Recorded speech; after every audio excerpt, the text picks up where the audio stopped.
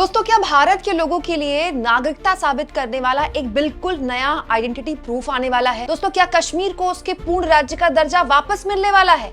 आखिर राष्ट्रपति से मिलकर अमित शाह ने अजीत डोभाल के साथ कल मीटिंग क्यों की?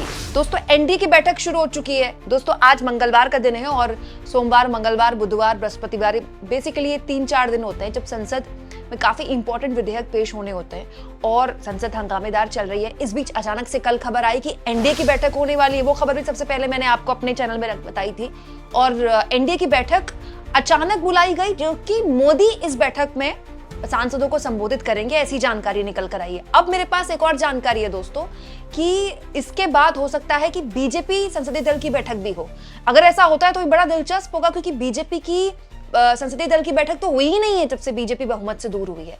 खैर, जब होगा तब होगा। लेकिन अब जानकारियां निकल कर आई है कि आज यानी कि 5 अगस्त को क्या सरकार कोई बड़ा फैसला ले सकती है। जैसा कि माना जा रहा था कि इस सत्र में सरकार कुछ बड़ा करने वाली है, कुछ बड़ा करने वाली है। वो बड़ा क्या होगा, इसको लेकर कुछ अटकलबाजी लगनी शुरू हो गई है। सबसे पहले तो दोस्तों अटकलबाजी 5 अगस्त को लेकर ये थी कि क्या पूर्ण राज्य का दर्जा जो जम्मू कश्मीर से ले लिया गया वो उसे वापस सौंप दिया जाएगा। इसको लेकर जम्मू कश्मीर के मुख्यमंत्री उमर अब्दुल्ला ने एक बयान दे दिया है, जो कि आज के अखबारों में भी छपा है, कि उनकी गट फीलिंग कहती है कि ना तो कुछ बड़ा पॉजिटिव होगा, ना ही कुछ बहुत बड़ा नेगेटिव होगा। मतलब ये गट फीलिंग उमर अब्दुल्ला की कहती है। और गट फीलिंग ऐसे ही नहीं होती दोस्तों राजनेताओं की। गट फीलिंग मतलब अपनी बात ही कह रहे हैं। हालांकि उमर अब्दुल्ला और केंद्र की मोदी सरकार के बीच में इन दिनों संबंध बड़े मधुर रहे हैं। उमर अब्दुल्ला भी कुछ दिन पहले गुजरात गए थे। वहां सरदार वल्लभ भाई पटेल की जो प्रतिमा है वहां पर वो देखने गए थे। उन्होंने उसकी बहुत तारीफ की, फोटोज वगैरह खिंचाई वहां, फिर उसको मोदी ने शेयर किया। तो राजनीतिक तौर पर ये बड़ा महत्वपूर्ण हो जाता है ऐसे वक्त में जब आज 5 अगस्त है। अब आप कहेंगे 5 अगस्त क्या, तो मैं आपको कल ये भी बता चुकी हूँ दोस्तों। सबसे पहले मैंने ही आपको ये जानकारी दी थी कि 5 अगस्त यानी कि धारा 370 हटाने का जम्मू कश्मीर से 6ठी सालगिरह। 5 अगस्त यानी कि साल 2020 में राम मंदिर का पीएम मोदी के हाथ से शिलान्यास करना। तो 5 अगस्त जो सरकार है उसके लिए बहुत इंपॉर्टेंट रहा है हमेशा। और आज ही 5 अगस्त को अचानक से खबर आ गई कि एनडीए की पार्लियामेंट्री बैठक बुलाई गई है। अच्छा, महत्वपूर्ण यह भी है दोस्तों कि अमित शाह, केंद्रीय गृह मंत्री अमित शाह जब राष्ट्रपति द्रौपदी मुर्मू से मिले तो कोई सब्सटेंशियल वजह निकल कर नहीं आई। देखिए, मोदी मिलते हैं फिर गृह मंत्री मिलते हैं, तो ये हल्के में तो नहीं लिया जा सकता। हाँ, इसकी वजह हो सकती है कि मणिपुर में राष्ट्रपति शासन जारी है, तमाम तरह की बात है। लेकिन बैक टू बैक 2 बड़े नेताओं का मिलना, सबसे बड़े नेताओं का मिलना जो सरकार चला रहे हैं, देश चला रहे हैं, ये अपने आप में बहुत सी कहानी कहता है। कल एक और इम्पोर्टेंट घटनाक्रम हुआ है दोस्तों। अमित शाह ने कल अजीत डोभाल के साथ मीटिंग की है, नेशनल सिक्योरिटी एडवाइजर और इंटेलिजेंस ब्यूरो के डायरेक्टर तपन देका, इनके साथ भी मुलाकात हुई है केंद्रीय गृह मंत्री की।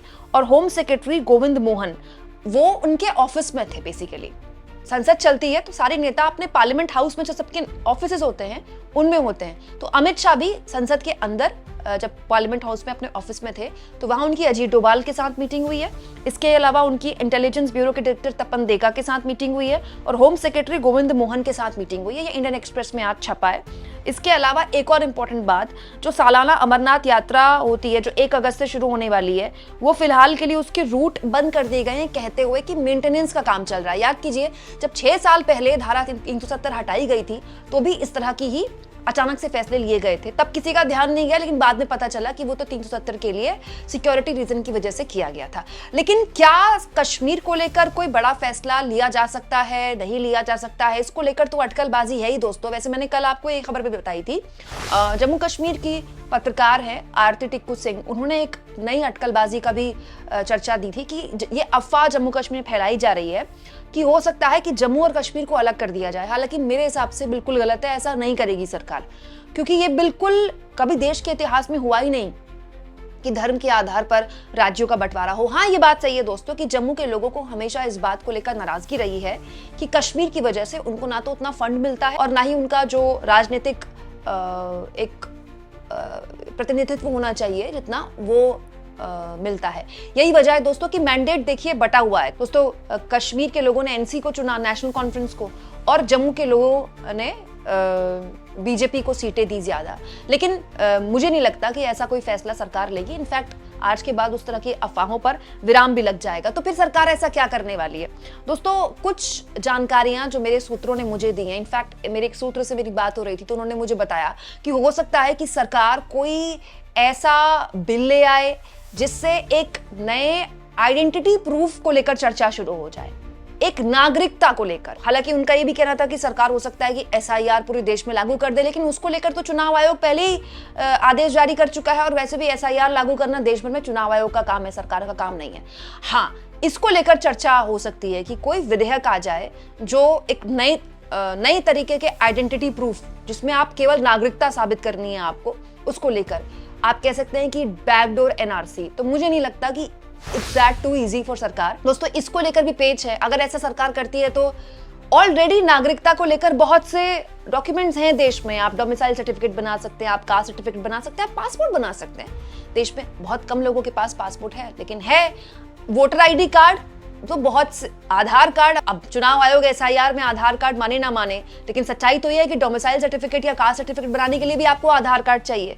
तो ऑलरेडी बहुत सारे प्रूफ हैं, तो सरकार ऐसा क्यों करेगी? दूसरा, एक और महत्वपूर्ण बात दोस्तों, वन नेशन वन इलेक्शन।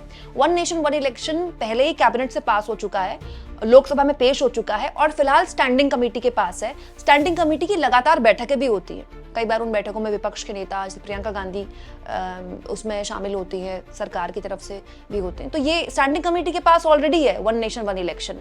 तो क्या इसको एक बार फिर से पेश किया जा सकता है? कुछ कहा नहीं जा सकता। यूसीसी को लेकर भी चर्चा है, क्योंकि बीजेपी की सरकार है उत्तराखंड में, उसने यूसीसी लागू भी कर दिया है। और यूनिफॉर्म सिविल कोड तो देखिए बीजेपी का बहुत पुराना एक एजेंडा रहा है, वो अपने घोषणा पत्र में शामिल करती रही है। आरएसएस के जितने प्रमुख एजेंडे हैं उनमें से सब तो बीजेपी ने पूरे कर दिए।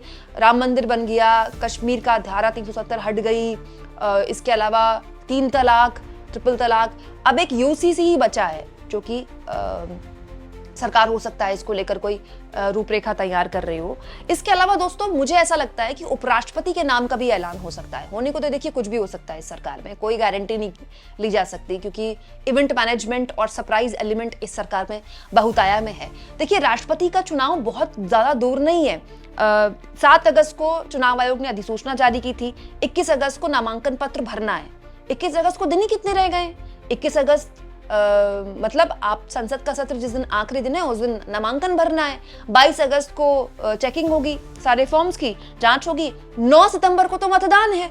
तो अब उपराष्ट्रपति के नाम का जल्द से जल्द एनडीए को ऐलान करना पड़ेगा। अब एनडीए में हो सकता है कि ये बैठक इसलिए की जा रही हो कि काम सहमति बनाई जाए, क्योंकि देखिए उपराष्ट्रपति का जो भी कैंडिडेट होगा वो किसी भी हाल में अब नॉन संघ या फिर नॉन बीजेपी बैकग्राउंड से नहीं होने वाला, कोई बाहरी नहीं होने वाला। जगदीप धनखड़ ने इतना सबक तो बीजेपी अमित शाह मोदी को दे दिया है, तो वो नाम हो सकता है फाइनल हो गया हो और वो एनडीए के सहयोगियों के आगे रखा जाए, तमाम लोगों को बताया जाए। ये दिलचस्प होगा कि क्या उपराष्ट्रपति के कैंडिडेट के नाम का ऐलान कर देगी सरकार। अगर ऐसा होता है तो विपक्ष का क्या टेक रहेगा? देखिए, अभी कुछ दिन पहले मैंने आपको एक खबर दिखाई थी, इनफैक्ट संडे को मैंने खबर दिखाई थी कि उपराष्ट्रपति को लेकर सरकार जो है रीच आउट कर रही है विपक्ष को। सरकार चाहती है कि एक ही कैंडिडेट हो और विपक्ष उसको समर्थन कर दे। अब आज जो स्थितियां हैं संसद के अंदर, बहस को लेकर सरकार मान नहीं रही है, लगातार हंगामा हो रहा है। ऐसे में विपक्ष कितनी सरकार की बात मानेगा ये तो देखना दिलचस्प होगा। लेकिन बताया गया है, सूत्रों के हवाले से मेरे सूत्रों ने मुझे जानकारी दी कि बाकायदा वरिष्ठ मंत्रियों का एक दल बनाया गया, एक टीम बनाई गई और वो टीम अलग अलग राजनीतिक दलों के, विपक्ष के दलों को रीच आउट कर रही है कि हम अपना उपराष्ट्रपति का कैंडिडेट उतार रहे हैं, आप चुनाव मत करवाइए। हालांकि बीजेपी के लिए चुनाव करवाना भी बहुत मुश्किल काम नहीं है, उसके पास क्लियर मेजॉरिटी है, वो आराम से अपना कैंडिडेट जितवा सकती है। लेकिन अगर कंटेस्ट होगा, चुनाव होगा, तो मामला दिलचस्प भी हो जाएगा और जाहिर तौर पर मैनेजमेंट जो है बीजेपी को वो करना पड़ेगा और फिर सहयोगियों की डिमांड्स भी हो जाती हैं। ऐसे में तो सरकार हो सकता है कि इस तरह की किसी भी स्थिति से बचना चाह रही हो, इसीलिए एनडीए की बैठक बुलाई गई हो, या फिर ये भी हो सकता है दोस्तों कि एनडीए की बैठक सिर्फ ऐसे ही बुलाई गई हो। ऑपरेशन सिंदूर के बाद एक नैरेटिव सेट करने में सरकार नाकामयाब रही, इसमें कोई दो राय नहीं है कि जिन सवालों के लिए ऑपरेशन सिंदूर की चर्चा रखी गई थी उन सवालों के जवाब देश को नहीं मिले।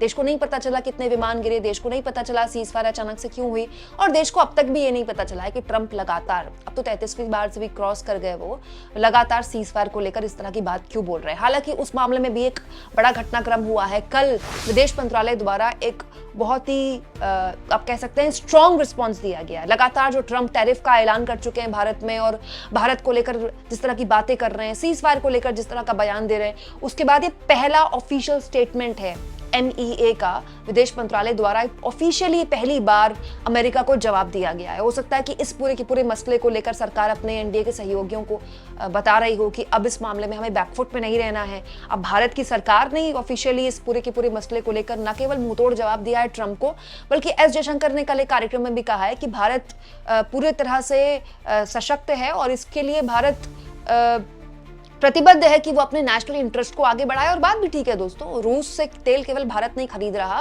यूरोपियन यूनियन भी खरीद रहा है। इनफैक्ट यूरोपियन यूनियन, जैसे कि जयशंकर ने कुछ वक्त पहले बताया था, यूरोपियन यूनियन एक दिन में जितना तेल खरीदता है रूस से, भारत एक महीने में खरीदता है। हालांकि रूस से हमारी तेल की खरीद भी लगातार कम हुई है, लेकिन बहुत ही सख्त एक स्टैंड भारत सरकार ने लिया है और आज NDA की बैठक बुलाई गई है। तो हो सकता है कि इसको लेकर कोई चर्चा हो और हो सकता है कुछ भी ना हो, बस भाषण हो और मामला खत्म हो जाए। होने को कुछ भी हो सकता है। लगातार नजर मेरी इस पूरे मामले में आपके लिए बनी हुई है। जो भी अपडेट होगा दोस्तों, मेरी कोशिश रहेगी आपके सामने मैं रखूं। लेकिन हाँ, कल एक इंपॉर्टेंट घटनाक्रम हुआ है। अमित शाह की बैठक हुई है अजीत डोभाल के साथ, तमाम बड़े आला अधिकारियों के साथ, तो ये बड़ा दिलचस्प है।